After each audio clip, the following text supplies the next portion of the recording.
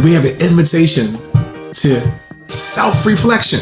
The great Michael Jackson, a man in the mirror, to be able to go through a process of examining ourselves, seeing the highs and lows, the likes and dislikes, seeing the ugliness about ourselves. And yet, once again, having to respond with the RSVP of the power of invitation.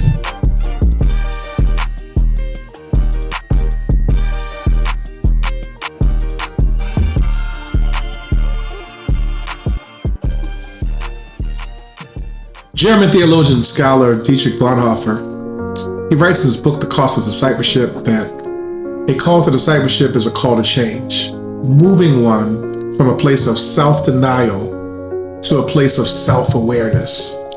That's exactly where we find ourselves in chapter 2 of this journey. It all begins with the pen. That we have an invitation to self-reflection. The great Michael Jackson, a man in the mirror, to be able to go through a process of examining ourselves, seeing the highs and lows, the likes and dislikes, seeing the ugliness about ourselves. And yet, once again, having to respond with the RSVP of the power of invitation. That's where the journey begins, as we are invited to have a moment of self-identification, self-reflection, self-awareness, as we are on this journey of elevation, of purpose, of identifying painful moments and triggers as we navigate through the terrain that life throws at us. And I'm so grateful to you responding yet again to the power of this invitation, the invitation to look inward. The power in our response. And I'm so glad you responded today. As God invites us on this journey, a journey of humility, a journey of brokenness, a journey of self-awareness makes you aware of smells, sound, self-righteousness, sin, shortcomings, insecurities, fears, failures, intimidation, manipulation. Oh, the journey of self is a wow. If I ever needed the power of the Holy Spirit, if I ever needed God, if I ever needed truth. And I think the journey that lists all of those uncomfortable moments, I want to suggest that the journey invites us to a life of authentication, of a life of truth, of a life of realness, a life of freedom, ultimately. That when we can take ownership of what we may lack or what we may see, that we may position ourselves for the greater in our lives. Painful, but at the end of mind, seems purposeful. Flawed. Oh, but at the end of it, it seems, if I want to use the word, flavorful, robust, restorative, as we embrace this journey of self. Journey into this mirror of self-identification, as Michael Jackson hit that song, A Man in the Mirror. And we see things that are great, and we see things that are not so great, which allows us to be better disciples, better humans, better people, as we operate even greater in our purpose and ultimately be a reflection of who God has designed for us to be. This chapter personally transformed me and took me down a road of reflection. First, it was as I was walking my dog on a 2-mile walk that I take, dog Celtic. Yes, after the Boston Celtics. I was walking him, and as I was reflecting and walking him, I really thought about just God's love. That whosoever shall call upon the name of the Lord shall be saved.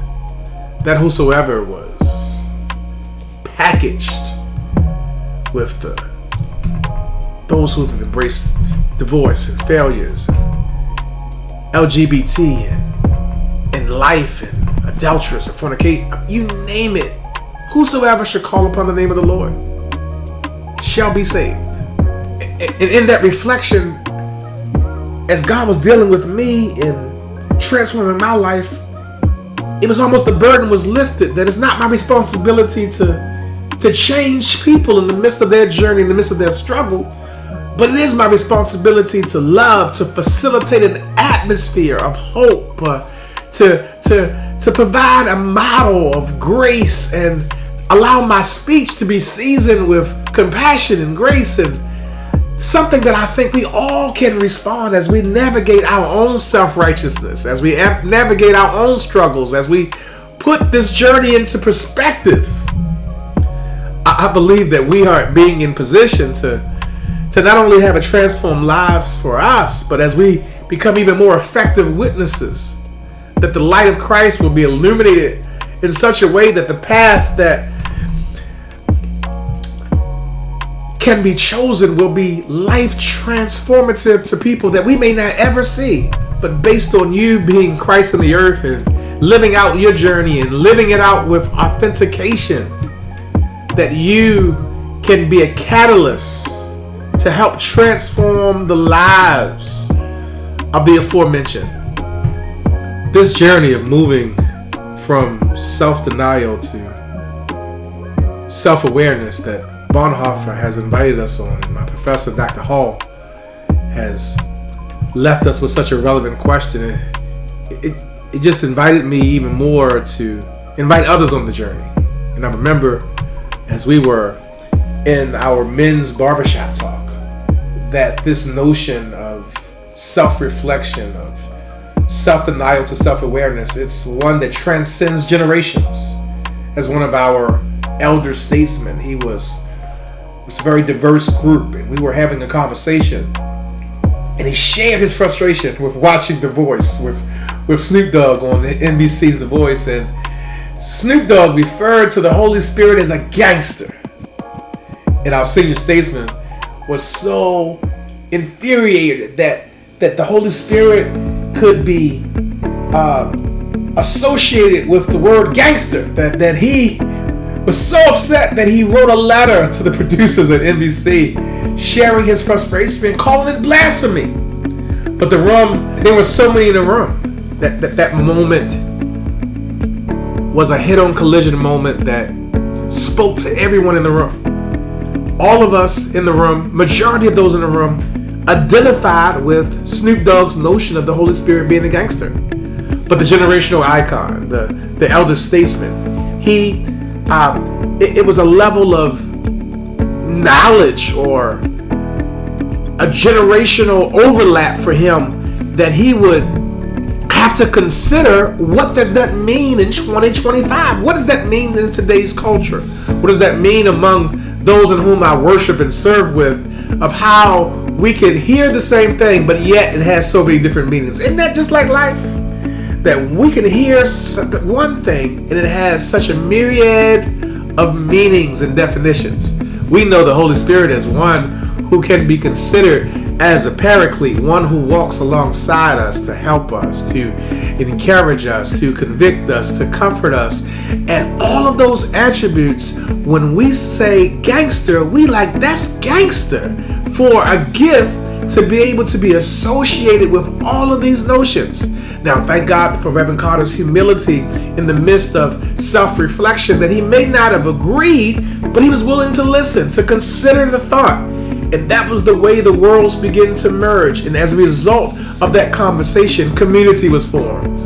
It brought a sense of understanding to the Holy Spirit, the Holy Spirit being a gangster. But the undertone of that was the ability to mirror our moment of self-identification, that we were able to learn from one another in the midst of humility, in the midst of pausing to appreciate one's thought or one's perspective, to be able to enter that world. And I believe that as we're going to go forward, as we look forward to our journey in chapter 3 of this gift of justification, that as we are processing and living out this journey of self-identification, we realize the need even more to examine ourselves. We're thankful that we can recognize that we can't do this alone. Our need for God is even greater, that we have been able to mirror the gift of self-reflection. Yes, I called it a gift. It's a gift to be able to see yourself and to see the things that may not make you feel good, but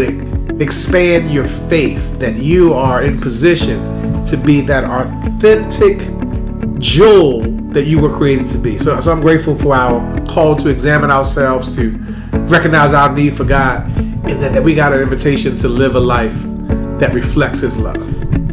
And that's what the journey is all about. And as we go forward, we'll realize that all of us have sinned and come short of the glory of God. That's why the need for justification is so much greater. I look forward to seeing you on this journey. A journey that is filled with pain. But I'm grateful that the pain is necessary, because purpose is our destination.